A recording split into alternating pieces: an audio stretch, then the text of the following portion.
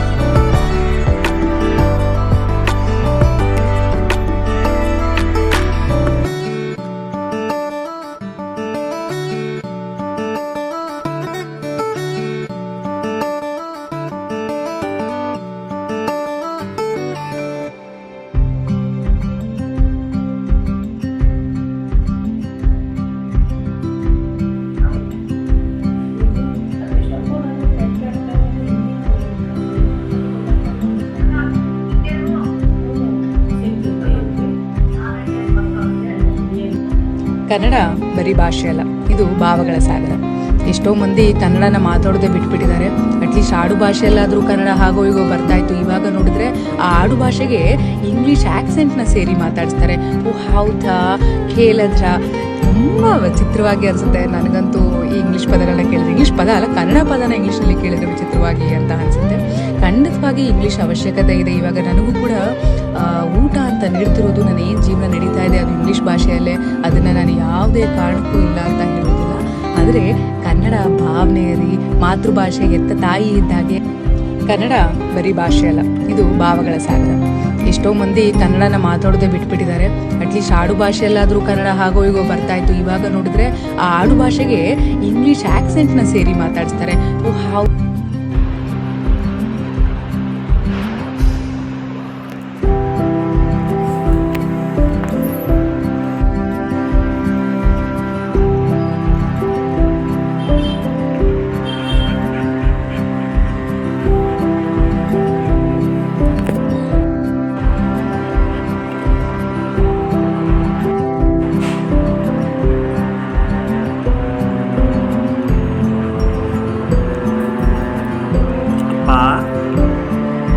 ಅಪ್ಪ ಇಲ್ಲಿ ನೋಡು, ಇಲ್ಲಿ ನೋಡು, ಇಲ್ಲಿ ನೋಡು ಬಂಗಾರು, ಇಲ್ಲಿ ನೋಡಪ್ಪ, ಇಲ್ಲಿ ನೋಡು, ಇಲ್ಲಿ ನೋಡಪ್ಪ, ಇಲ್ಲಿ ಇಲ್ಲಿ ಇಲ್ಲಿ ಇಲ್ಲಿ ನೋಡಿ, ಇಲ್ಲಿ ಇಲ್ಲಿ ಇಲ್ಲಿ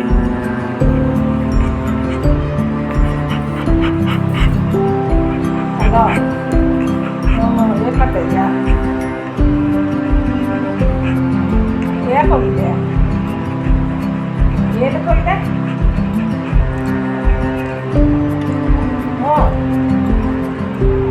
ನಿನದೆ ನನ್ನ ಜಗವು, ನನಗೆ ನೀನು ಬರವು, ಇದನ್ನು ಹೇಗೆ ಕೂಗಿ ಹೇಳಲಿ? ನಿನ್ನದೇ ಆಲಾಪ ಈಗಲೂ ಕೇಳುತ್ತಿರುವುದು ಮನದಲ್ಲಿ.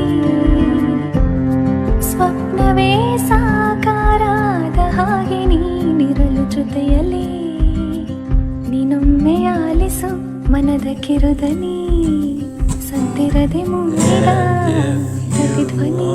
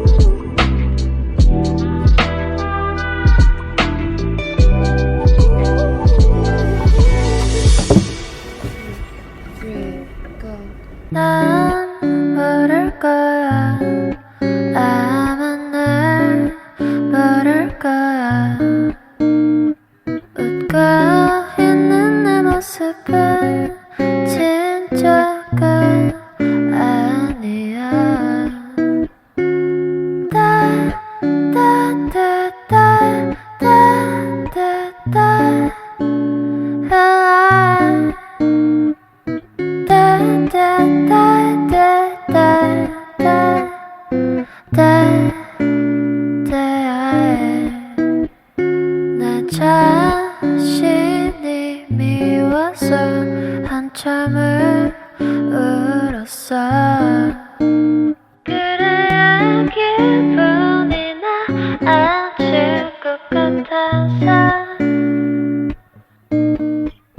내일이 오면 나는 또다시 어제 입었던 옷을 입고서 Have to fake myself.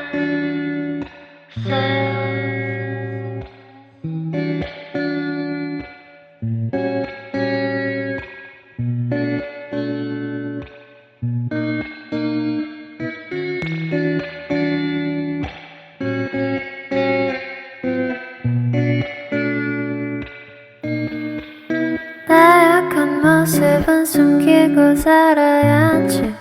사람들은 겉모습만 본다나니까 하나 둘씩 사람들은 날 따라